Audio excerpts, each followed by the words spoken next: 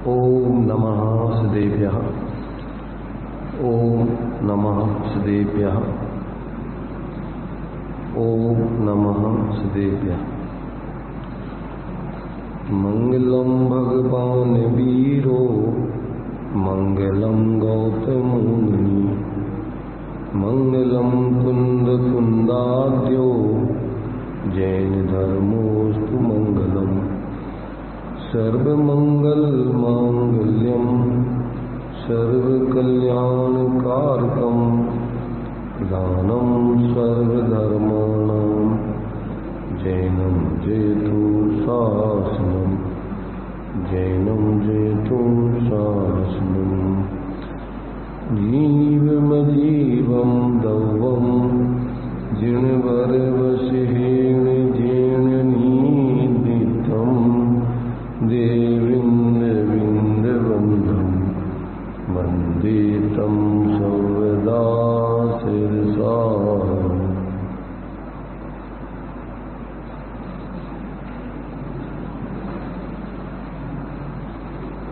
गाथा 34 चलेगी अपनी चर्चा। 7 तत्व 9 पदार्थों के स्वरूप को समझने की चल रही है। इस 34वीं गाथा में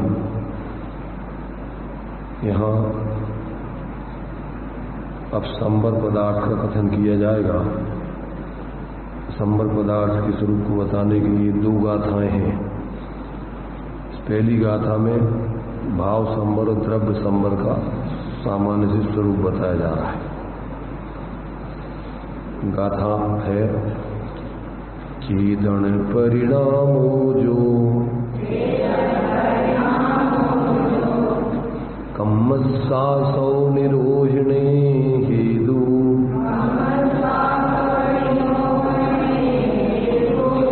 स्वभाव संबरो खलु दप्पासौ रोहिणे अन्नो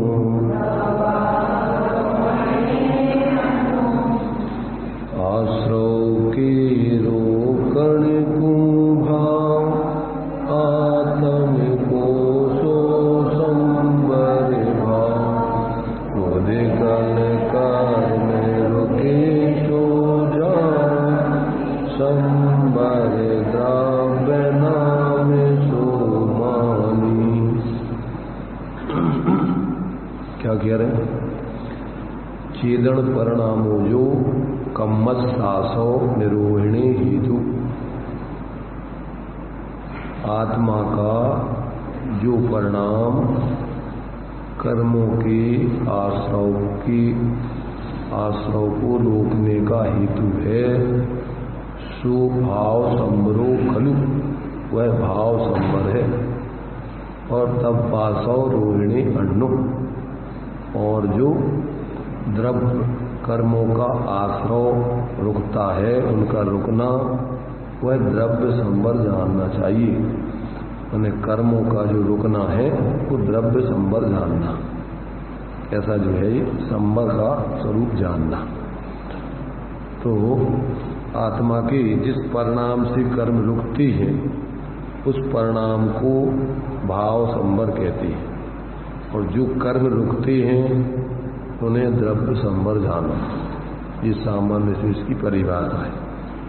अब टीका में विशेष इसका खुलासा है। चेदन परिणामो जो कम्मस्सासौ निरोहिणी हेतु सो भाव संबरो खलु, जो चेतन परिणाम, कैसा चेतन परिणाम? कर्मों के आश्रव को रोकने में कारण है, वह वास्तव में यानी निश्चय से भाव संबर जानो। और दब्बासौ रोहिणी अन्नो, द्रव्य कर्मों के आश्रव का निरोध होने पर अन्न यानी द्रव्य संबर होता है। अब वह इस प्रकार उसका खुलासा करते हैं। निश्चय से स्वतः सिद्ध होने से अन्य कारण की अपेक्षा रहित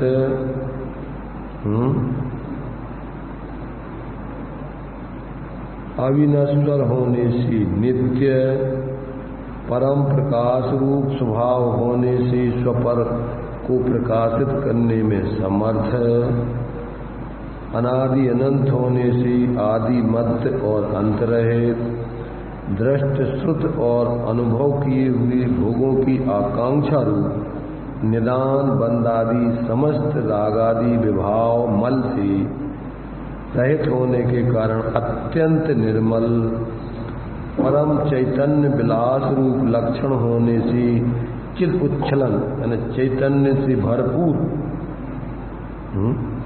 और स्वाभाविक परमानंद एक लक्षण होने से परम सुख की मूर्ति और आश्रव रहित सहज स्वभाव होने से सर्व कर्मों का संवर करने में समर्थ करने में कारण, ऐसी लक्षणों से युक्त परमात्मा।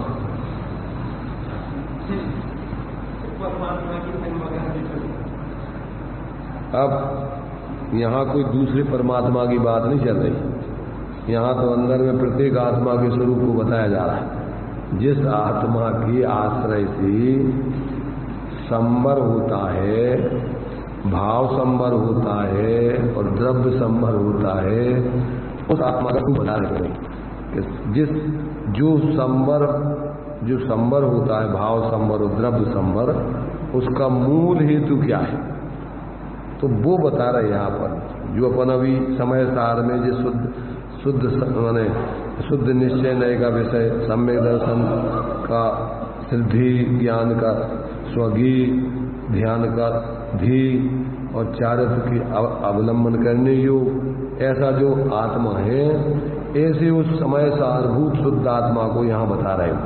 वो कैसा है, कितनी विशेषण की उसकी स्वतः सिद्ध होने के कारण से क्या है, वो अकारण। ये आत्मा का स्वभाव कैसा है, अकारण, माने किसी कारण से नहीं है वो, क्योंकि जो वस्तु स्वरूप है वो अकारण होती है। वो किसी के क्यों है, कोई वो तो उसका जो है वो वस्तु स्वयं स्वतः सिद्ध है, इसलिए उसका कोई कारण नहीं। इसलिए स्वतः सिद्ध होने से, अन्य कारण की अपेक्षा रहित होने से अकारण है ऐसा स्वरूप बदला रहे। तो अन्य कारण की अपेक्षा रहित ऐसा अकारण, और अविनश्वर होने से नित्य, कितने विशेषण हैं, अकारण, नित्य और परम प्रकाश रूप स्वभाव होने से स्वपर प्रकाशक, स्वपर प्रकाशित माने स्वपर प्रकाशित, सुपर को प्रकाशित करने की सामर्थ्य वाला, तो वो सदा स्वपर प्रकाशक स्वभाव है इसका। तो स्वपर प्रकाशक और अनादि अनंत होने से आदि मध्य और अंत रहित, यानी वो जो है आदि मध्य और अंत से रहित और दृष्ट श्रुत और अनुभव किए हुए भोगों की आकांक्षा रूप निदान बंदादि समस्त रागादि विभाव मन से रहित होने के कारण से अत्यंत निर्मल। परिणति तो निर्मल होती है, पर ये अत्यंत निर्मल यानी सदा निर्मल रहता है, ज्यों का त्यों रहता है। तो सदा निर्मल और परम चैतन्य विलास रूप लक्षण होने से चिदुच्छलन से भरपूर, माने चैतन्य से भरपूर, और स्वाभाविक परमानंद एक लक्षण होने से परम सुख की मूर्ति। कैसा है वो, स्वाभाविक परमानंद जिसमें भरा हुआ, जो जिसका स्वभाव है, ऐसा लक्षण होने से सुखरूप नहीं, परम सुखरूप, सदा सुखरूप ऐसी मूर्ति, और आश्रव रहित सहज स्वभाव होने के कारण होने से सर्व कर्मों का संवर करने के कारण ऐसा लक्षणों से युक्त ऐसा परमात्मा। तो ये 8 विशेषण है लगभग इसमें। इस प्रकार की विशेषण रहित ये प्रत्येक आत्मा का स्वभाव बता रही। नीचे जिस आत्मा को अभी जो दे रहे हैं नीचे इन्होंने रेफरेंस दिया है, शुद्ध चैतन्य स्वरूप त्रिकाल ध्रुव ज्ञायक स्वभाव आत्मा, जो श्री समय सार ग्रंथ आदि में 6वीं 7वीं आगे जो है और भी अपनी गाथाएं 11वीं 12वीं 13वीं 14वीं इन सब गाथाओं में जिसको बता रहे, वो स्वरूप यहाँ उस समय सार को यहाँ ये इतने 8 विशेषण दे करके सिद्ध कर रहे हैं कि वो कैसा है, अलग अलग दृष्टिकोणों से स्वरूप है वो। तो ऐसे उसका यह विस्तार से उसकी व्याख्या है। ऐसा जो है अब जिस संवर्ग होने का हेतु बतला रहे कि संवर का त्रिकाल कारण जो है जिस आत्मा का ऐसा स्वरूप है, ऐसे जो है ये 8 विशेषण लगभग इसमें दिए गए हैं। ऐसे 8 विशेषणों सहित उसके स्वभाव से उत्पन्न जो शुद्ध चैतन्य परिणाम, उसके अवलंबन से उसके आश्रय से जो आत्मा का शुद्ध परिणाम होता है वह भाव संवर जानना चाहिए। और उसके ही निमित्त से फिर जो कर्म रुकते हैं उतना वो द्रव्य संवर है। अब यहाँ पर देखो ये तो सामान्य कथन है संवर का, अब विशेष कथन में गुणस्थान प्रमाण संवर जानना आगे दिया है। विशेष गुणस्थान प्रमाण संवर का स्वरूप आगे इसी में अभी खुलासा करेंगे, अभी गुणस्थानों की अपेक्षा से। तो ये सामान्य संवर का स्वरूप है, माने जिस शुद्ध आत्मा के अवलंबन से परिणति में शुद्धता प्रकट होती है वो प्रत्येक आत्मा का स्वरूप कैसा है, उसको यहाँ से ये खुलासा किया कि निश्चय से स्वतः सिद्ध होने के कारण वो अकारण है। ऐसा आत्मा के किस कारण से है तो कहते वो अकारण है, स्वभाव अकारण होता है, वो कोई कारण से नहीं होता है। तो ऐसा वो आत्मा जो आत्मा अनादि अनंत सबके स्वरूप माने सभी आत्माओं का मूल द्रव्य स्वरूप है, जिसको अपन द्रव्य स्वभाव बोलते हैं। एक द्रव्य में 2 स्वभाव है, द्रव्य स्वभाव पर्याय स्वभाव। तो ये द्रव्य स्वभाव की बात चल रही है। आत्मा में ऐसा द्रव्य स्वभाव सदा काल विराजमान है। तो ऐसा और उसी द्रव्य स्वभाव का पर्याय में जब अवलंबन किया जाता है तो वो पर्याय उसमें शुद्धता प्रकट होती है और वो शुद्धता भाव संवर रूप कहलाती है। और वो परिणति जो भी पर में झुक रही थी, अब वो जितनी जितनी स्वा में झुकती जाएगी उतना उतना उसके द्रव्य संवर भी होता जाएगा। इधर स्वरूप में झुकना वो भाव संवर, और उस जो पर तरफ झुकती थी उससे जो कर्म आते थे उतने उतने कर्मों का रुकना होता जाएगा वो द्रव्य संवर। ऐसा सहज ही निमित्त नैमित्तिक संबंध बढ़ रहा है। ये अपन को वास्तव में इस समझने लायक विषय है और इसके बिना कभी किसी का पार पड़ने वाला नहीं। इसको समझे बिना कभी व्यक्ति का कल्याण का मार्ग चालू नहीं होता है, मोक्ष का मार्ग चालू नहीं होता है।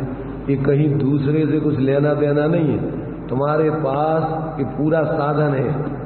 माने जो कार्य तुम्हें करना है उस कार्य का कारण तुम्हारे पास पूरा विद्यमान है, तो आश्रयभूत कारण तो सदा विद्यमान है। और जो तुम्हारे लिए प्रकट करना है वो कारण तुम्हारे पुरुषार्थ के ऊपर निर्भर करता है। जिस क्षण तुम उसका प्रयत्न करोगे उसी क्षण उसकी सिद्धि तुम्हारे जीवन में होगी। जो अभी अपना लक्ष्य निरंतर अपने ऐसे स्वरूप को भूलकर और पर लक्ष्य रात दिन करते रहते हैं, अपने को भूल के अनादिकाल से जो छेड़ालन दिया है कि मोह महा मद पियो अनादि और भूल आपको भरमत बादी। व्यर्थ में ये जीव भटक रहा है। उससे पूछो कि भैया काय के लिए संसार में घूम रहे, तो कारण क्या है? व्यर्थ अकारण। जैसे पागल व्यक्ति होता है, मिथ्या दृष्टि को पागल की संज्ञा दी है।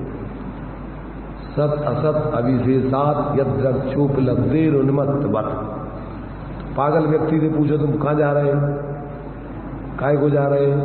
कुछ नहीं। ऐसे ये मिथ्या दृष्टि जीव रात दिन धमाल चौकड़ी में दौड़ा फिरता, इधर का उधर उधर का उधर, इसको कुछ काम नहीं, व्यर्थ में ही अपने समय को खराब करता रहता। यहाँ से इसको कुछ नहीं मिलना है, सिर्फ अपने वर्तमान पर्याय को क्या है पराश्रय करके आकुलता भोगना है। और इसको मिलना कुछ भी नहीं है बाहर। क्या मिलेगा? सिर्फ आकुलता, दुख और कुछ नहीं। तो ये जो है अगर व्यक्ति अपना ऐसा मूल स्वरूप समझे कि मूल स्वरूप कैसा है वो कि स्वतः सिद्ध है, इसलिए अकारण है। कैसा है वो? स्वतः सिद्ध होने के कारण से, कारण अकारण है, वो किसी कारण से नहीं है। और अविनश्वर होने के कारण से वो नित्य है। आत्मा कैसा है? अविनश्वर है, जिसका कभी नाश नहीं होता है। पर्यायों में परिवर्तन होने पर भी द्रव्यपने से वो आत्मा ज्यों का त्यों रहता है, उसमें कभी कुछ नहीं होता।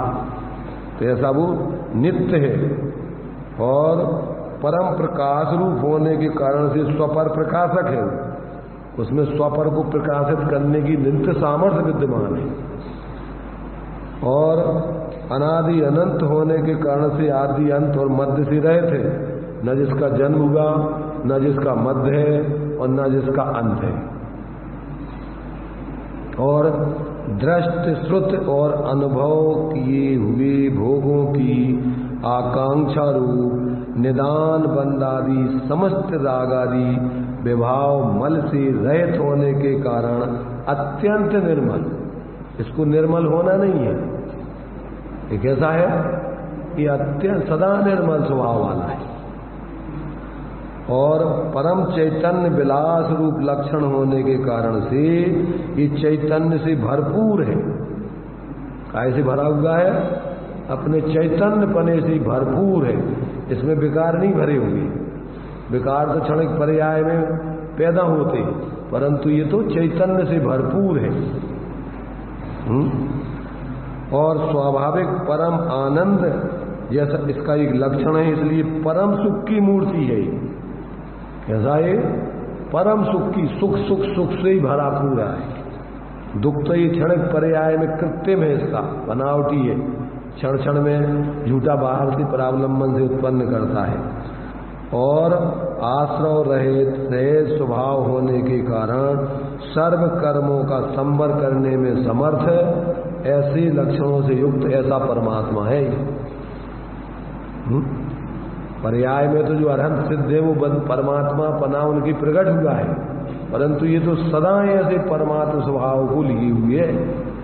सभी जीवों में ऐसा परमात्मा पना विद्यमान ही है।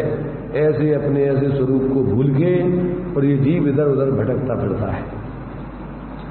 तो ऐसे इस परमात्मा का जो जीव अवलंबन करती है पर्याय में, उसे अपना स्वरूप जानते मानते अनुभवते हैं, तो उसको जो है फिर क्या होता है? भाव संवर उत्पन्न होता है।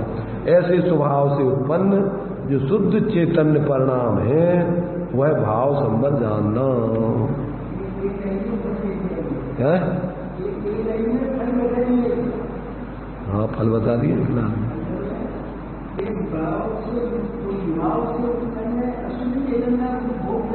हाँ,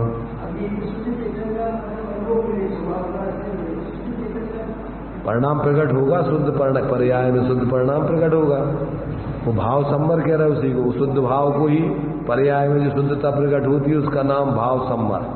माने वही विकारी परिणाम के अभाव स्वरूप है, और जिस विकारी परिणाम से कर्म आते थे अब वो विकारी परिणाम नहीं होगा, तो वो अब द्रव्य संवर नहीं होगा, द्रव्य आश्रव नहीं होगा, इसलिए वो उतना भाव संवर होगा। द्रव्य संवर भी सहज हो गया है। माने चूंकि जो अभी स्वाकावलंबन परिणति नहीं लेती थी और परावलंबन लेके विकारी रूप होती थी, तो उससे द्रव्य कर्मों का आश्रय होता था। तो अब वो परिणति स्वाकावलंबन जितना ले रही है उतना उतना विभाव परिणाम रुक गया, तो उतना उतना अब वो जो है द्रव्य कर्मों का आश्रय भी रुक गया। उसका नाम है द्रव्य संवर करने में, द्रव्य भाव संवर करने में समर्थ, वो भाव संवर का परिणाम। तो ये जो है ये बड़ी सहज प्रक्रिया है, कहीं किसी से कुछ लेना नहीं है, देना नहीं। ऐसा जीवन में व्यक्ति जब अपने उपयोग को अंदर में उपयोग जहां से उठ रहा है, ऐसे अपने उस स्वतः सिद्ध चैतन्य स्वरूप की तरफ अपने उपयोग को जोड़ के उसका अवलंबन करता है, वहीं से तुम्हारे द्रव्य संवर और भाव संवर चालू होता है। माने विकारी परिणाम रुकते हैं, और विकारी परिणामों के कारण से जो कर्म आते थे वो भी उतने उतने रुकते जाएंगे। तो ये जितने जितने उतने उतने, तो सामान्य से तो वो सामान्य कथन है कि ऐसे जिसके आश्रय से माने कर्म विकारी भाव रुकते हैं, जो भाव रुकते हैं वो भाव संवर है, और जो कर्म रुकते हैं वो द्रव्य संवर है। तो ये सीधी सीधी व्यवस्था है। तो ये अपन को ऐसा जो अपना मूल सभी जीवों का स्वरूप सदा काल विद्यमान है। ये कोई नए पैदा नहीं होता है, ऐसा स्वभाव अकारण है, वो अनादि अनंत है, जिसका कोई ना आदि है, ना मध्य है, ना अंत है। ऐसा स्वरूप सदा काल सबका स्वयं ही है, कहीं उसको कहीं से लाना नहीं है। ऐसे स्वरूप का जो जीव अंदर में दृष्टि ज्ञान और स्थिरता करता है, उसके जीवन में अब वो कितने 65 नाम इसमें दिए हैं 55वीं गाथा, उसी को क्या क्या नामों से पुकारा जाता है इसमें भी दिया है। वो शुद्ध उपयोग आदि इसमें आगे नाम दिए, उसी को ये नाम स्पष्ट किया है। इसी शुद्ध का ध्येय, शुद्ध का अवलंबन, शुद्ध की साधना, इसी का नाम शुद्ध उपयोग, शुद्ध भावना, निश्चय आवश्यक, निश्चयत्रय, इसके 65 नाम दिए इसमें आगे। अब लोग उसी में जो है, उसी में इधर की उधर, उधर की उधर घुमा घूम के और लोगों को भ्रमित करते हैं और खुद भी भ्रमित है। इसमें नाम उसके हजारों, भगवान के नाम 1008 नाम है, और 1008 नहीं, अनंत नाम कहो तुम एक एक गुण के आधार पर। भगवान तो एक ही है, कभी अलग है। ऐसे एक ही बात को कहने के तरीके हैं सिर्फ अकेले अलग अलग। शुद्ध स्वरूप, शुद्ध उपयोग कहो, शुद्ध की भावना कहो, निश्चय रत्नत्रय कहो, निश्चय आवश्यक कहो, उत्तम कहो, शरण कहो, उस स्वभाव की अपेक्षा उसी को उत्तम है, मंगल है, शरण है, उसी के लिए पर्याय की अपेक्षा फिर उसी की भावना कहो, उपयोग कहो, लीनता कहो। अब नाम तुम जो कहना है कहते रहो, और कहते और आचार्यों की नाम माला में जो आचार्य बतावे ज्ञानी से और जोड़ लेना। अब उसमें कहीं अपन को कहाँ उसमें कुतर के देने की जरूरत है कि वहाँ ऐसा लगा, यहाँ ऐसा लगा। अरे वो तो सब विवक्षाएं अलग अलग है। तो वही जो है तुम्हारे लिए भावना भवनाशनी और भावना भवकारिणी, उसी को अपन आगे समय सारणी में दिया। जो जानता है शुद्ध को वह शुद्धता को प्राप्त हो, और जो जानता अविशुद्ध को अविशुद्धता को प्राप्त हो। तो उसमें कहीं ज्यादा कोई संक्षेप में कह रहा है, कोई किसी दृष्टिकोण से, परंतु बात एक ही है। अब इस बात को तुम जिस तरीके से समझना हो, अगर तुम्हें अपना कल्याण करना है तो अकेले मात्र समझ, पहले तो तुम्हें निशंक हो जाना चाहिए कि बात ऐसा ही है, और फिर इसके बाद अंदर में प्रयोग करो, और प्रयोग करो तो फिर अनुभव करोगे तो हाथ कंगन को हार जी गया। जितने जितने आप अंदर में एकाग्रता होती जाएगी, अंदर में स्वयं उसका इंद्रिय आनंद तुम्हारे अनुभव में आता जाएगा। अब उसमें कहने की जरूरत ही नहीं है, और किसी से पूछने की जरूरत नहीं है। और जो लोग मान लीजिए नहीं जानते तो बताएंगे कैसे, वे स्वयं भ्रमित हैं, तो दूसरों को कैसे उसका प्रेरणा कर सकते हो।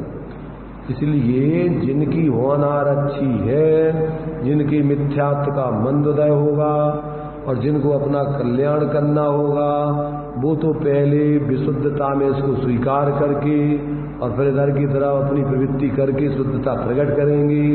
और जिनकी तीव्र मिथ्यात्व आदि का उदय है, संसार अभी लंबा है, तो वे सब इधर उधर की कुतर्कें दे दवा के उपयोग को भ्रमित करेंगे। वो इसका इस तरफ अवलंबन लगाएंगे नहीं। वो कहते नहीं, हो ही नहीं सकता, हो ही नहीं सकता, तो लगाना ही नहीं है। अब क्या हो सकता है वो करो, लगो सब बाहर के कामों में, दुकानदारी करो अपनी, कैसे न कैसे करते रहो दुकानदारी, अनादिकाल से कर ही रहे। उसमें क्या उपदेश देवे की जरूरत ही नहीं है, उसके तो उपदेश देवे वाले घर घर में बैठे हैं।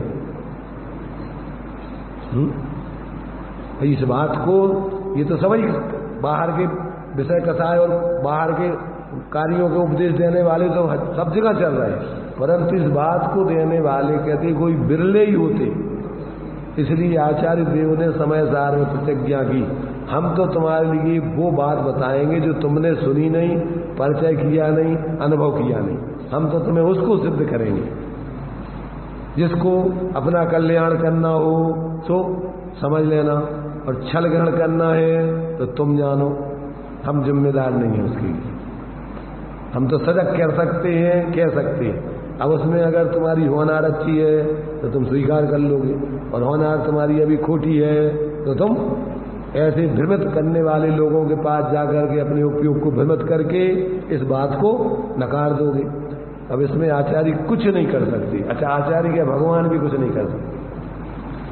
इसलिए अपन को अगर अपना कल्याण करना है तो एक ही बात अपन को जैसे बने तैसे समझ करके, उस पर दृढ़ हो करके और लग करके पूरे प्राण पर से एक ही बात कोई अपनी सिद्धि अपन जीवन में करें, जैसे बने तैसे, मरपच के आचार्य कहते हैं।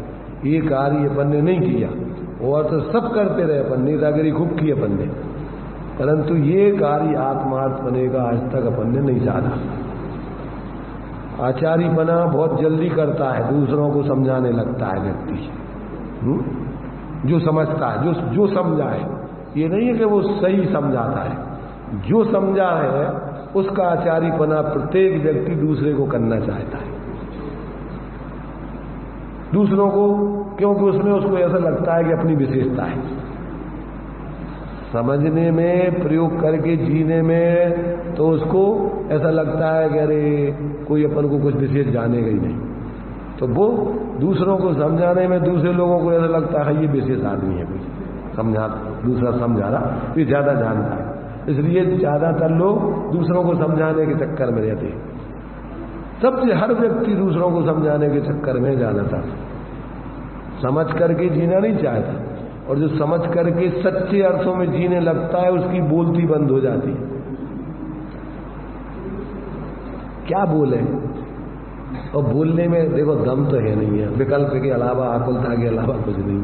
अब वो तो चूंकि निचली भूमिकाओं में ज्ञानियों के जीवन में पूरे प्रयत्न पूर्वक जितना हो सकता है वो आत्माराधना करते ही, पर अब जब वो ऊंचाई आगे की नहीं बढ़ पाते हैं तो बिना कर्तृत्व बुद्धि के, बिना किसी प्रकार के दंभ के, अपने उपयोग को सदुपयोग करने के लिए, सिर्फ दूसरों को समझाने के लिए नहीं, अपन अब अशुभ वंचनार्थ, अशुभ से बचने के लिए, शुद्ध के नजदीक बने रहने के लिए, वो सिर्फ सहज अपनी परिणति को विशुद्ध बनाए रखने के लिए बोलते हैं।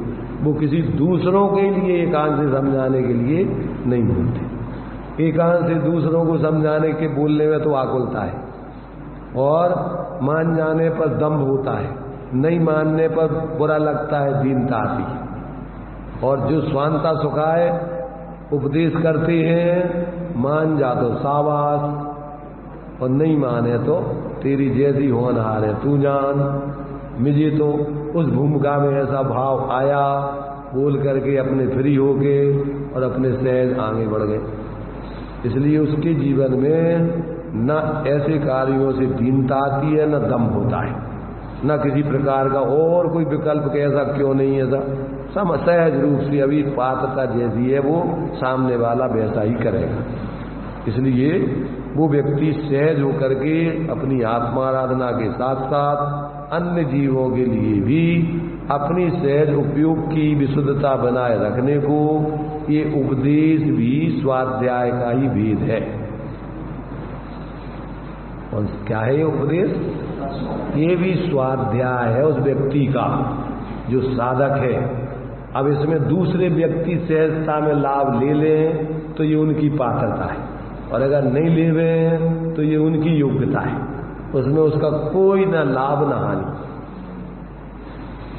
इसलिए यहाँ पर आचार्यों ने भी उसी क्रम के अंतर्गत अपनी साधना करते हुए इन सब बातों को बड़े ही विनम्र भाव से अपने पूर्वाचार्य आदि को अपने सिर माथे बैठा करके, और फिर उन्हीं के आधार से कि भाई ये सब परंपरा से आया हुआ भगवान जिनेन्द्र का उपदेश और गणधर आदि आचार्यों से आया हुआ, और हमारे पूर्व में जितने ज्ञानी हुए हैं उन्होंने ये सब कहा है, और हम भी उसको अनुभव करके तुम्हारे लिए बोल रहे हैं।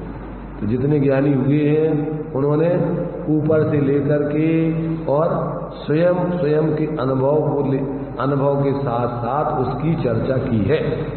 और जो व्यक्ति इस प्रकार उस परंपरा में जुड़ करके आगम को सिर माथे रख करके और पूर्वाचार्यों को, ज्ञानियों को अपने सिर माथे रख करके और अपने ही सिर्फ क्षयुपसम बल आदि से बोलते हैं, तो उनके बोलने में अलग ही कर्तृत्व बुद्धि और दंभ झलकता है, और जबरदस्ती दूसरों को सुधारने के लिए वो एक प्रकार से बहुत ज्यादा उसके ऊपर जो है दबाव डालते हैं और मान लेते हैं, तो एक अपना संप्रदाय बना करके और फिर दंभ करते हैं कि हमारे इतने अनुयायी बन गए।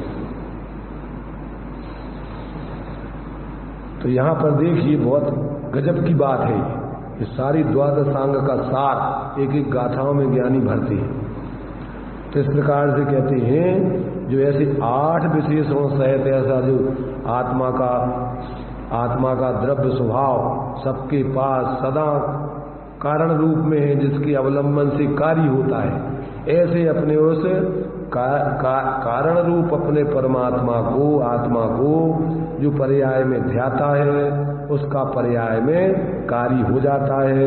और उस कार्य होने से उसकी पर्याय का जो परिणाम, जो पराश्रय को धारण करके आश्रवबंध आदि के रूप में प्रवर्तमान था, उसका अभाव होकर संबर निर्जरा आदि उसके जीवन में प्रकट हो जाते। तो इस प्रकार से उसके स्वभाव से उत्पन्न जो शुद्ध चेतन परिणाम है वह भाव संबर है। और जो कारण रूप भाव संबर से उत्पन्न हुआ कार्य रूप नए द्रव्य कर्मों के आगमन का अभाव, वह द्रव्य संबर जानो।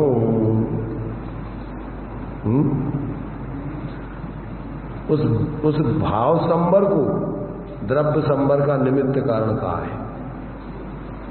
क्यों कि जो भाव संबर यानी निर्विकारी परिणाम आत्मा का स्वास्थ्य से पैदा होगा, उसमें विकारी परिणाम का भाव हुआ है। और विकारी परिणाम का भाव होने से जिस विकारी परिणाम के सद्भाव में कर्म आते थे, अब वो रुक गए हैं। तो ऐसा उस पर ऐसा निमित्त नैमित्तिक दृष्टिकोण से उस पर भाव संबर बनेगा, द्रव्य संबर के कारण का आरोप दिया गया। ऐसे ही सहज व्यवस्था है। अब संबर के विषय में नए विभाग का कथन करते हैं। क्या करते हैं? अब संबर के विषय में नए विभाग का कथन करते हैं। अब नए विभाग के कथन में भी उनको बहुत सावधानी की जरूरत है। ये मुख्यता, बहुलता और गौणता, अल्पता की अपेक्षा कथन समझना। इसमें सर्वथा नहीं समझना, विवक्षाएं समझना। तो इसमें कहती हैं मिथ्यात्व गुणस्थान से लेकर क्षीण कसाय गुणस्थान तक ऊपर ऊपर मंदपना होने से, तारतम्यता से अशुद्ध निश्चय बढ़ता है। कहां से? मिथ्यात्व गुणस्थान से घटता हुआ अशुद्धता का परिणाम सिद्ध करना है। कहां तक? 12वें गुणस्थान तक घटती हुई अशुद्धता लेना है और बढ़ती हुई शुद्धता लेना है। उसके दूसरे पक्ष में ले तो बढ़ती हुई शुद्धता, इधर घटती हुई अशुद्धता। तो दूसरे गुणस्थान में कितनी अशुद्धता घट गई? तो दूसरे गुणस्थान में मिथ्यात्व की अशुद्धता घट गई। 16 कर्मों की तरफ से 16 प्रकृतियों का आश्रव बंध रुक गया। तीसरे में तो 41 ही प्रकृतियों का आश्रव बंध रुका हुआ है। जो चौथे में है वही तीसरे में।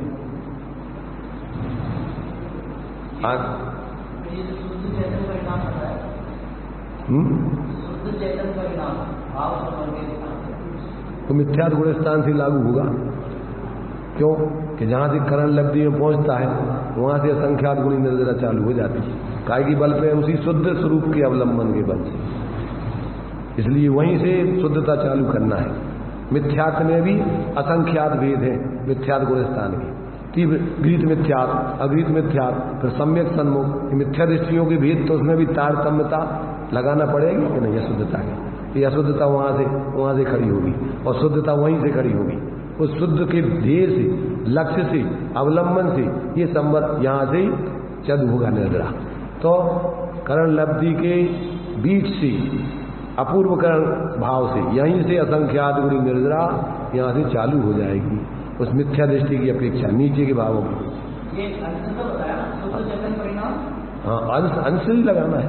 तो अंश कहीं होगी अंश से, क्योंकि वो पूरे तो जब पूर्णता हो जाएगी जब ही लगेंगे। यहीं से अंशता चालू होगी। और लक्ष्य वही होगा जो अपना स्वरूप है। एक जिसके ध्येय से, जिसके अवलंबन से, जिसकी साधना करने से ये शुद्धता पर्याय में प्रकट होती है। ध्येय एक ही है, उस ध्येय में अंतर नहीं पड़ेगा, बस उसकी नजदीकता बढ़ती जाएगी पर्याय, बस इतना अंतर आएगा। वो शुद्धता पर्याय में जितनी जितनी उस ध्येय का नजदीकी होती जाएगा, लीनता, उतनी उतनी शुद्धता बढ़ती जाएगी। जिस समय पूरा तादात्म्यपना हो जाएगा उस समय पूर्ण शुद्धता पर्याय प्रकट होगी, अरहंत सिद्ध दशा हो जाएगी। ये तो बिल्कुल वैज्ञानिक क्रम है पूरा टोटल, इसमें कहीं कोई भ्रमित होने की करणान योग केवल ज्ञान गम्य विषय के आधार पर लिखा हुआ विषय है। अभी हम मोटी छोटी इधर उधर की बात है ठोक करके तुम कहीं कहीं कहीं करुणा लगा के और लगाओगे तो ये व्यवस्थाएं घटित नहीं होती है। इसलिए बंद की विच्युति माने रुक जाना। कहां तक बंद होता है ये बता रहे पहले, कहां तक पहले गुणस्थान तक कितना बंद होता है, तो 16 गुण पहले गुणस्थान तक ही बंद होता है 16 प्रकृतियों का, दूसरे गुणस्थान में उसकी विच्युति हो जाएगी। तो पहले गुणस्थान में ही 16 प्रकृतियों का बंद होगा, दूसरे में उसकी विच्युति हो जाएगी। हाँ, तो वहीं तक उसका बंद है। तो पहले गुणस्थान में 16 प्रकृतियों की बंद की स्थिति है, इसके आगे विच्युति है। ये एक एक गुणस्थान भाई पूरा का पूरा वैज्ञानिक और केवल ज्ञान गम्य पूरा का पूरा निरूपण है। अब इसमें तो हाथ पर रखे हुए रत्न के समान आप पूरा हर चीज को स्पष्ट देख सकते हैं। तो कहीं कोई, अब इसमें तो कोई क्या जे इसका और इसका, इसमें तो कोई ना पंथ है, ना संप्रदाय है, ना कोई किसी व्यक्ति है, ना कुछ है। ये तो भगवान जिनेन्द्र का उपदेश है, सीधा सीधा साक्षात। तो इस प्रकार से यहां पर देखिए, अब यहां तो सामान्य से अभी गुणस्थानों का इन्होंने क्रम बतलाया। तो यहां कहते हैं मिथ्यात गुणस्थान से लेकर क्षीण कषाय गुणस्थान तक ऊपर ऊपर मंदपना होने से तारतम्यता से अशुद्ध निश्चय बढ़ता है। उसमें अब ये बहुत मोटे रूप में दे दिया, अभी तीन भागों का। हाँ, इसमें मोटा लगाना, आगे गुणस्थानों का क्रम बताएंगे, उसमें पूरा लगाना सूक्ष्मता। तो इसमें उसमें क्या है, गुणस्थानों में क्या है यहाँ पर कि गुणस्थानों के भेद से शुभ, अशुभ और शुद्ध, ये बहुत स्थूल रूप में बोल दिया इन्होंने। अनुष्ठान रूप, आचरण रूप 3 प्रकार के उपयोग का व्यापार होता है। हाँ, घटता हुआ, वो भी घटता हुआ अशुद्ध निश्चय। हाँ, जब तक आपके पूर्ण शुद्ध छायक पर्याय माने नहीं हो जाएगी, जब तक वो अशुद्धता घटती घटती जा रही हो जाने दो यथाख्यात। यहाँ पर कोई गुण की अभी छायक पने की स्थिति नहीं हुई है, 11वें गुण स्थान में भी नहीं हुई। अकेला सिर्फ क्योंकि मोह कर्म में दर्शन मोह का सिर्फ अकेला 6/4 में हो सकता है, वो विवक्षा छोड़ दो अकेली। ये सामान्य कथन है, क्योंकि मुख्य रूप से अघातीय कर्मों की मुख्यता से कथन चल रहा है। इसलिए जब तक पूर्ण 4 घातीय कर्मों का अभाव नहीं हो जाएगा और पूर्ण रूप से अनंत चतुष्टय प्रकट नहीं हो जाएगा, वहां तक 12वें गुण स्थान तक सामान्य रूप से उनने घटती हुई अशुद्धता की। पूर्ण रूपेण से उपयोग शुद्ध नहीं हुआ, कि जो केवल ज्ञान में जैसा शुद्ध उपयोग हो जाता है पूर्ण निर्मल।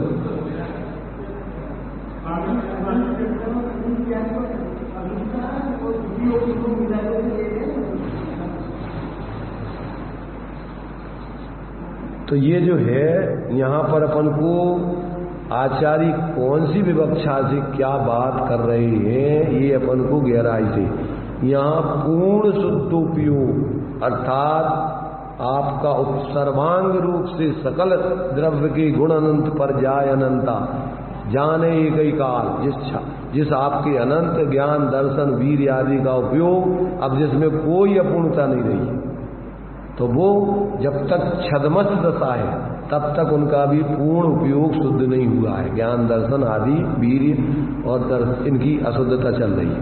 ज्ञान दर्शन के ज्ञान दर्शन निर्मलता नहीं हो पाएगी। हाँ, ऊपर उपयोग में पूरे अनंत गुणात्मक उपयोग है वैसे तो, परंतु अपन को जब अपन ज्ञान दर्शन आदि गुणों की अपेक्षा लेंगे तो ज्ञान दर्शन उपयोग का उपयोग की इसमें 3 भेद किए। कहीं तो अपन लेते हैं शुभ अशुभ शुद्ध उपयोग और कहीं लेते हैं दर्शन ज्ञान उपयोग। तो कहाँ कौन सी विवक्षा में उपयोग को ले रहे हैं वहां लगा लेना। तो ज्ञान दर्शन उपयोग की अपेक्षा में शुभ अशुभ शुद्ध उपयोग नहीं होता है। वहां तो अपूर्ण अशुद्ध उपयोग और शुद्ध उपयोग। तो जब तक छायक पूर्ण केवल ज्ञान आदि नहीं हुआ तब तक अशुद्ध उपयोग, और हाँ उस अपेक्षा से पूरा का पूरा वो 13वें गुण स्थान में शुद्ध उपयोग होगा। और यदि हाँ लेना है तो वो जो दिया है कि जब तक कसाय है चारित्र की दृष्टि से तब तक वो अभी पूरा पूर्ण माने वो पूर्णता की अपेक्षा, कसाय की अपेक्षा। और जब कसायों का भाव, इसलिए वो 11वें गुण स्थान में शुद्ध उपयोग कहा करना नहीं होगा। काय की अपेक्षा? चारित्र की अपेक्षा। हाँ 11वें 12वें में शुद्ध उपयोग कहा है चारित्र की अपेक्षा। और जब ध्येय की अपेक्षा कहेंगे तो यहीं से शुद्ध उपयोग चालू होगा, तब जाकर के वो शुद्ध उपयोग बढ़ते बढ़ते बढ़ते बढ़ते और वही शुद्ध उपयोग आपके छायक उपयोग में बदलेगा और वही फिर अनंत दर्शन ज्ञान सुख आदि रूप में परिणत हो जाएगा। पहले ही से लक्ष्य बनेगा, तभी जाकर के जो है वो तुम्हारा कर्ण लब्धि प्राप्त होगी। इसलिए दिया हुआ है ना, अभी आगे बताएंगे कि अशुद्ध के मध्य में शुद्ध उपयोग कैसे ले रहे हैं। तो वो कह रहे हैं ध्येयत्वात् अवलंबनत्वात्, ये आगे प्रश्न उठाया उसी में, इसमें आगे लिया ना अशुद्ध निश्चय नय में, इस तरफ शंका उठाई है 111 पेज पर मिल गई, यहां शंका उठाई। अशुद्ध निश्चय नय में मिथ्या दृष्टि आदि गुण स्थानों में, यानी 3 में 3 उपयोगों का व्याख्यान किया।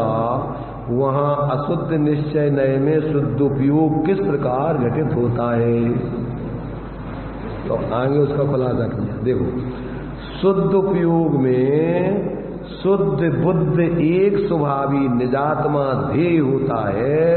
इस कारण शुद्ध ध्येय वाला होने से, शुद्ध का अवलंबन वाला होने से और शुद्ध आत्म स्वभाव का साधक होने से शुद्ध उपयोग सिद्ध होता है।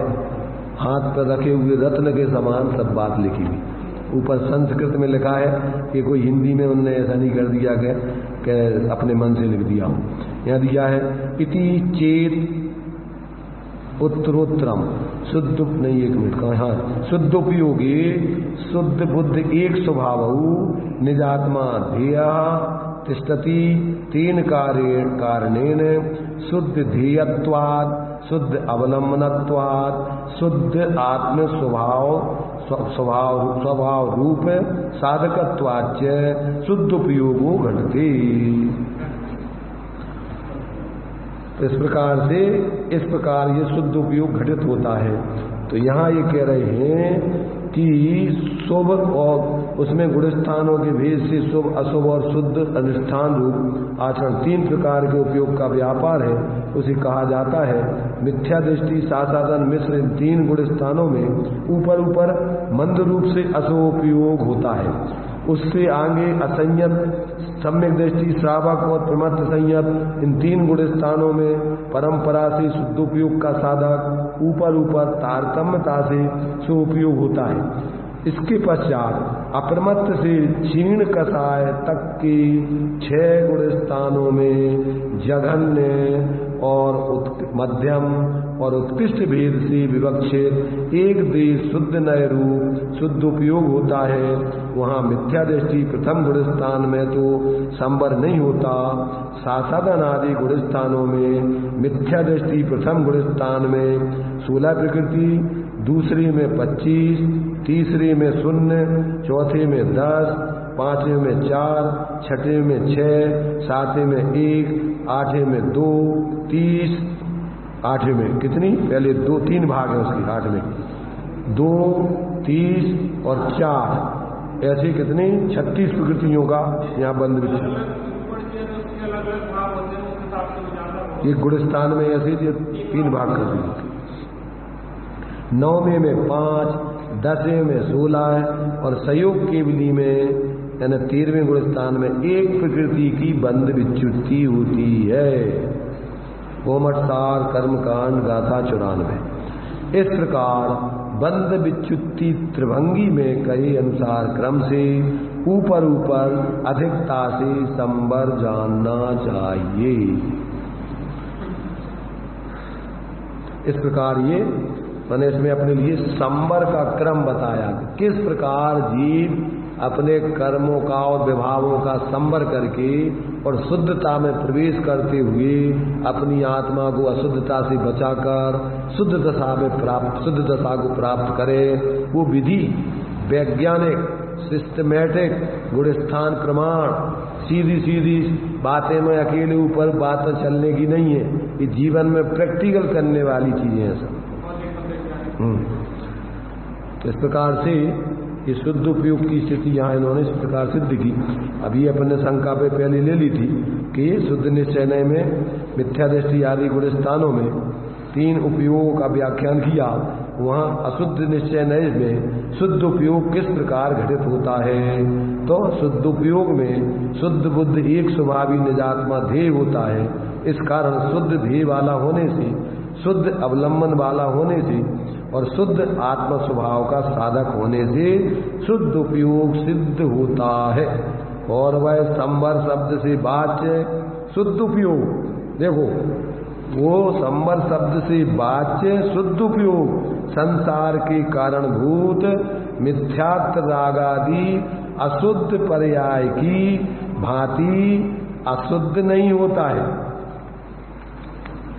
तथा उसके फल रूप केवल ज्ञान रूप शुद्ध पर्याय की भांति पूर्ण शुद्ध भी नहीं होता है, परंतु वह अशुद्ध और शुद्ध दोनों पर्याय से विलक्षण ऐसी शुद्धा शुद्ध दशा प्राप्त माने आंशिक शुद्ध मिश्र धारा में ऐसा जो विलक्षण शुद्धात्मा के अनुभव रूप निश्चय रत्नत्रय आत्मा मोक्ष का कारणभूत एक देश प्रगाट एक देश आवरण रहे ऐसी तीसरी अवस्था रूप कहलाता है।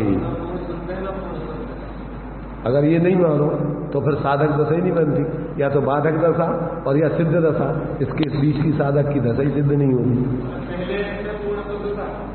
अशुद्धता पूरे पहले में उसमें भी अपन ऐसी नहीं लगा लेना पूर्ण शुद्धता, वो भी एक विवक्षा है सामान्य की अपेक्षा है। उसमें भी बहुत भेद है। मिथ्यात्व में भी अपन जब सम्यक्त के सन्मुख जो जीव है और अभी जब तक अनिवृत्तिकरण परिणाम चल रहे हैं तब तक वो अभी सामान्य से तो मिथ्या दृष्टि है, अभी सम्यक दृष्टि नहीं है। उसके संवर चालू हो गया है। करण लब्धि में अपूर्व करण लब्धि से उसके संवर असंख्यात की निर्जरा चल रही है। पागल हो गए क्या? संवर की बात चल रही, निर्जरा की बात नहीं चल रही। असंख्यात गुणी निर्जरा कैसे होती? असंख्यात गुणी निर्जरा जो है होती है वो तुम्हारी शुद्धता बनाने के लिए होती है। अब वो अभी ऐसी नहीं हुई है। कैसी नहीं हुई? संवर जो अपन को गुणस्थानों में 16 प्रकृतियों का वो नहीं रुका, वो हाँ उस जाति का पूर्ण संवर नहीं हुआ, पर आंशिक मिथ्यात्व का संवर तो चल ही रहा है। आखिरी जैसे मान लीजिए अभी अपन को चारित्र मोहिनी का 10वें गुणस्थान तक अभी संवर नहीं कहा जाएगा। क्यों? कि अभी चारित्र मोहिनी का उदय चल रहा है, तो वही पर आंशिक रूप में तो उसका संवर हो ही रहा है ना।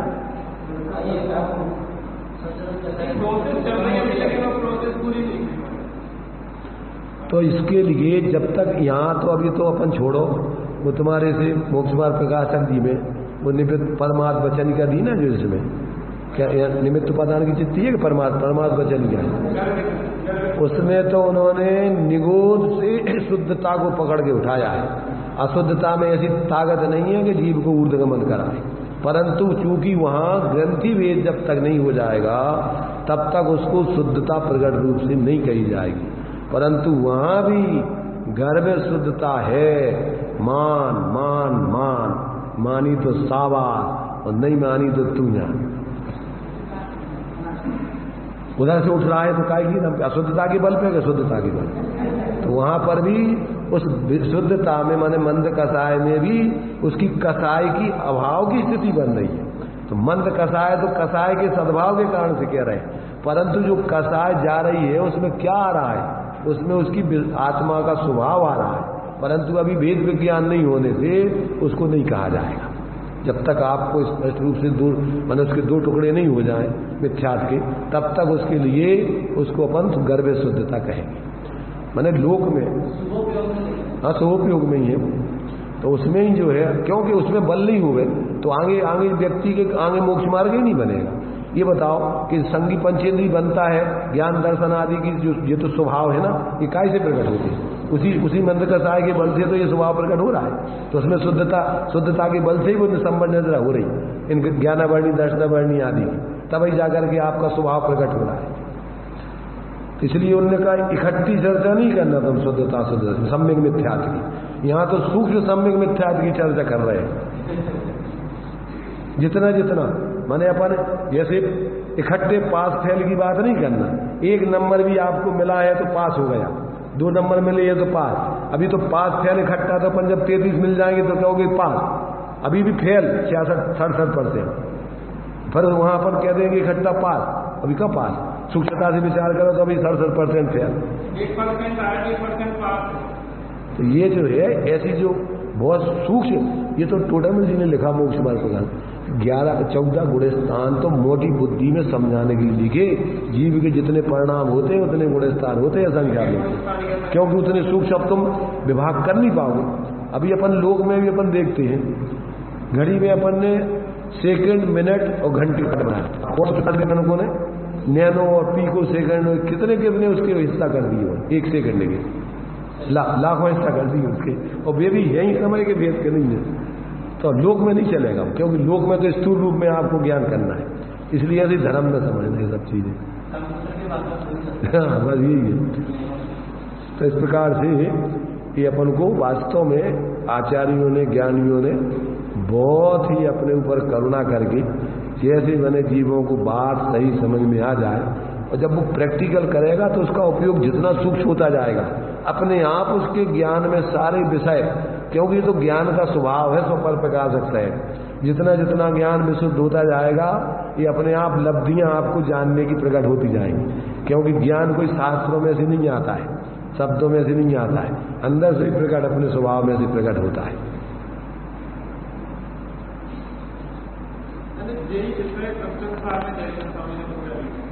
अरे ये सेनाचार्य ये तुम्हारे से ब्रह्मदेव सूरी ऐसे लगा 2 जने एक ही हुए, नाम बदल के उनका रूप यहाँ आ गया, उनका कोड किया मतलब वो लिखते कि ये कोड बना देंगे। तो ये तो मान लो ऐसा भी होता है कि जैसे मान लो गए उनका विषय अपन को, जिस व्यक्ति का अपन को विषय अच्छा लगता है, अपन A to Z उस विषय को जो है दूसरों प्रस्तुत कर देते, तो लोग कहते थे कि भैया ये तो ये इनने बोला। अब तुम्हें नहीं पता कि ये कहाँ से उनने समझ करके बोल रहे हैं। अब वो तो वो मतलब जो दिमाग में जम गया कि हाँ वास्तव में ये विषय ये सही जम गया, तो वो ही बोलेंगे। अब अपन जो विषय बोलेंगे, अरे बताओ उनने हमें बताया, तो हमने समझा किससे, पर तुमने हमसे समझा, तो तुम तो कहोगे कि भैया इनसे हमने समझा।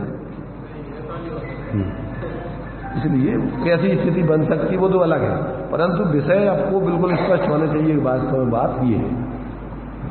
तो ये जो है इसको अपन को बहुत दिमाग में मानना चाहिए, बार बार चिंतन। क्यों कि अपने कुसंस्कार इतने जमे हुए हैं कि सुन करके वो मूर्ता की चीजें बहुत जल्दी ज्यों की त्यों तना और इधर उधर गए, और उपयोग जैसा अपना क्यों कुसंस्कार तो है, और वे ज्यों के तो सबके सब पर उसी में घुस जाते, वे के भी कुसंस्कारों में विचार चालू, वे मूर्ता की विचार चालू, उन्हीं में आदमी उलझ करके फिर वे उल्टा सोच करके और परावलंबी बुद्धि और वे राग देश मोह के मेरी तेरी और इधर की उधर की बातें चालू कर दे।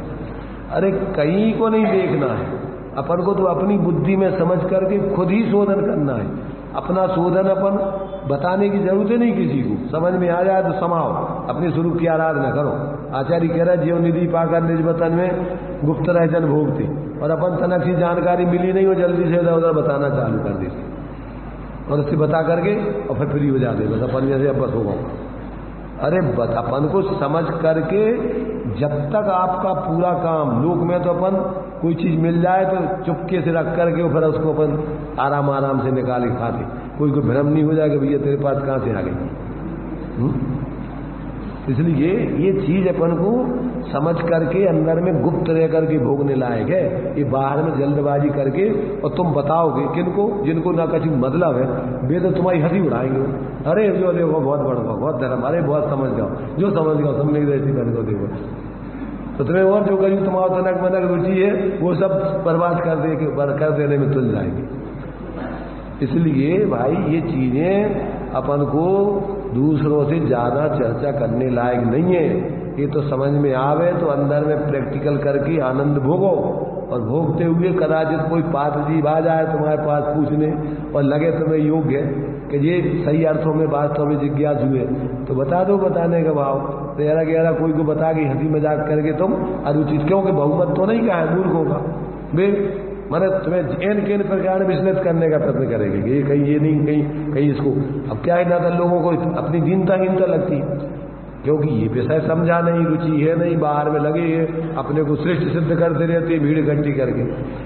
इसलिए इन सत्य को समझने वाले बिरले होते हैं, अल्पमत में ही होते हमेशा। इसलिए अपन बहुमत के चक्कर में नहीं रहना कि अपन को अरे यार ये बात तो सब लोग तो जानती नहीं है और ये तो मान ही नहीं रहे, तो अपन को ऐसा लगता है कि भीड़ हो गए तो सही है बात। बाहर में ज्यादातर बहुमत से लोगों को लगता है, अपन जितने संप्रदाय हैं वे बहुमत से अपने आप को धर्मात्मा सिद्ध करते हैं, वे सत्य और तत्व को समझ के जीवन में अनुभव करके नहीं धर्मात्मा मानते। अन्यथा तो वो तो इतनी उनको इतना बाहर में प्रदर्शन करने का सही नहीं रहेगा, क्योंकि प्रदर्शन करने में तो विकल्प खड़े होते फोकट के, कोई मतलब नहीं है।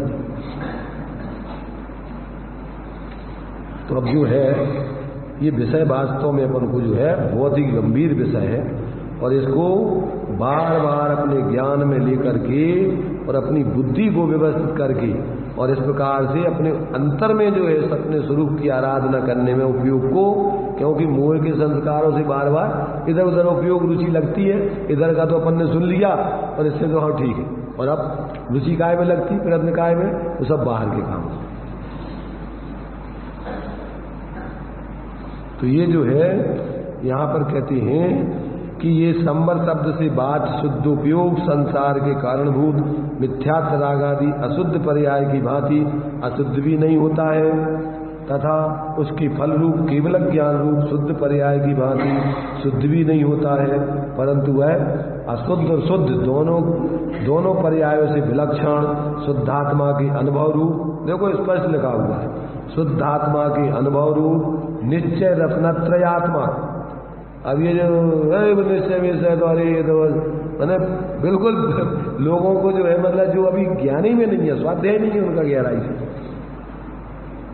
देखा देखी सुनी सुनाई बातें इधर उधर की सब जो बहुमत से लोग बोलते रहते हैं परस्पर सांप्रदाय एक दूसरे के विरोध में, बस उसमें उलझ जाते हैं। तो रत्नत्रयात्मक मोक्ष का कारणभूत एक देश प्रगाट एक देश आवरण रहित ऐसी तीसरी अवस्था रूप कहलाता है।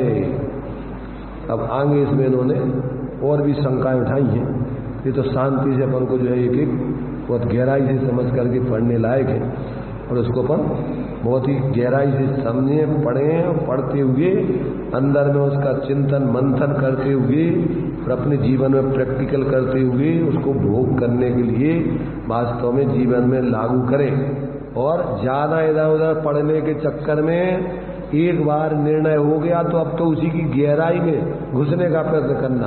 अब ऊपर ऊपर ऊपर ऊपर जहां अपन को पता पड़ गया कि यहाँ पानी है तो अब किधर खोदना है, अब किधर जाना है, उसी की गहराई में खोदते जाना है, जब तक वो पानी नहीं निकल आए तब तक वहीं खोदना है और कहीं नहीं जाना है।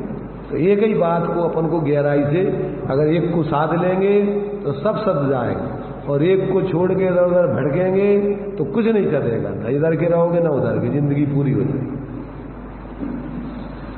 अब आगे की शंका है, कोई शंका करता है केवल ज्ञान समस्त आवरण रहे शुद्ध है, तो उसका कारण भी समस्त आवरण रहे शुद्ध होना चाहिए। क्यों? क्योंकि उपादान कारण जैसा कार्य होता है ऐसा शास्त्र का वचन है। प्रश्न समझ में आया? शंका समझ में आई? कारण के अनुसार कार्य होता है तो केवल ज्ञान का कारण तो केवल ज्ञानी जैसा शुद्ध होना चाहिए। तो आगे समाधान जो किया है उसका उत्तर दिया है, आपने कहा वह तो योग्य है, परंतु उपादान कारण भी कार्य से एक देश भिन्न होता है, सर्वथा भिन्न नहीं। जिस प्रकार 16 बाण के स्वर्ण का कार्य का नीचे की अवस्था वाला 15 बाण स्वर्ण रूप उपादान कारण एक देश भिन्न होता है, और जिस प्रकार मिट्टी के कलश रूप कार्य का मिट्टी का पिंड स्थास, कोश, कुसूल रूप उपादान कारण एक देश भिन्न होता है। एक क्रम से बढ़ते हुए घड़े के पास जाने वाली चीजें कौन सी? पहले पिंड, फिर स्थास, फिर कोश, फिर कुसूल, फिर आगे जाके घड़े रूप में परिणत होगा। तो उपादान कारण एक देश भिन्न होता है। उसी प्रकार इसको जानना, यदि एकांत से उपादान कारण का कार्य के साथ अभेद या भेद हो, या तो सर्वथा अलग ही हो या सर्वथा उसे कोई जैसा ही हो, तो पूर्वोक्त स्वर्ण और मिट्टी के दो दृष्टांतों की भांति कार्य कारण भाव सिद्ध नहीं होता है। इससे क्या सिद्ध हुआ? यह सिद्ध हुआ कि एक देश निरावरण होने से छायुक्त में ज्ञान रूप लक्षण योग एक देश प्रकट रूप विवक्षित एक देश शुद्ध नय से संवर शब्द से बात शुद्धोपयोग स्वरूप, शुद्धोपयोग का स्वरूप मुक्ति का कारण होता है। और जो लब्धि अपर्याप्ता सूक्ष्म निगूदिया जीवों में नित्य उघाड़ रूप आवरण रहे ज्ञान सुनने में आता है, वह भी सूक्ष्म निगूद के सर्व जघन्य क्षयोपम की अपेक्षा से निरावरण जानना, सर्वथा आवरण रहित नहीं जानना। अब वो सर्वथा आवरण रहित क्यों नहीं जानना? तो फिर उसका प्रश्न उठाया, वह आवरण रहित किस प्रकार रहता है? यदि उस जघन्य ज्ञान का भी आवरण हो जाए तो जीव का अभाव प्राप्त होता है। वास्तव में तो ऊपर के क्षयोपम ज्ञान की अपेक्षा और केवल ज्ञान की अपेक्षा वह ज्ञान भी आवरण सहित ही है, और संसारी जीवों को छायक ज्ञान का अभाव होने से वह ज्ञान क्षयोपम की है। यदि नेत्र पटल के एक देश निरावरण की भांति अर्थात नेत्र पटल कुछ खुला हो उसकी भांति केवल ज्ञान के अंशरूप वह ज्ञान हो, तो उस एक देश से भी लोकालोक की प्रत्यक्षता होती है।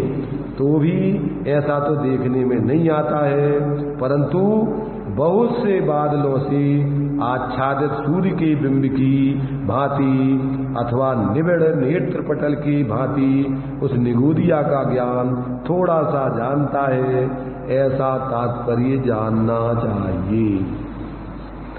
कितनी बातें सारी स्पष्ट की हैं विवक्षाओं को खोलते हुए कि कौन सी विवक्षा से उसको निरावरण कहा है। सूक्ष्म निगूदिया जीव का ज्ञान कैसा है? निरावरण। तो क्या निरावरण माने? केवल ज्ञान जैसा निरावरण। अन्य ज्ञानों की अपेक्षा वो माने पूर्ण आवरण वाला नहीं है कि जिसमें बिल्कुल अंधकार हो जाए, थोड़ा बहुत प्रकाश उसमें निकलता है, उस अपेक्षा से उसको निरावरण का है।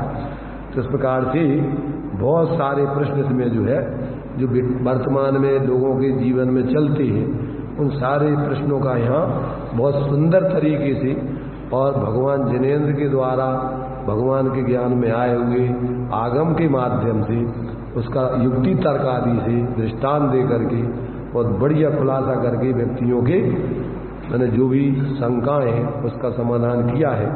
इसलिए इस पर अपन को और भी जहाँ पर लोग इस प्रकार की स्थूल रूप में मोटी चर्चा परस्पर एक दूसरे के खंडन मंडन के लिए करते हैं, उसकी चर्चा में अपन न उलझ के अपन आचार्यों के ग्रंथों से अपने उपयोग को व्यवस्थित करके और सही मार्ग पर अपन चलने का प्रयत्न करके अपना प्रयोजन साधें। इसमें अपना नियम से कल्याण होगा। और यदि आप अन्य माने अविवेकी जीव अनात्मार्थी जीवों की संगति में पड़ के यदि उपयोग को भ्रमित करोगे तो जीवन थोड़ा है, उलझ करके अपना जीवन ये विसंवाद में आचार्य कहते हैं।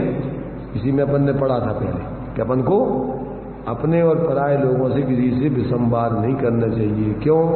विसंवाद करने से राग द्वेष होता है और राग द्वेष से संसार बढ़ता है। अभी अपना टाइम है।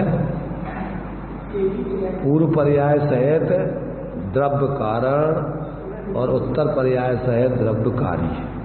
उस द्रव्य क्योंकि वो तो पर्याय का उस द्रव्य सहित ही होती है, वो अलग तो होती नहीं। चलिए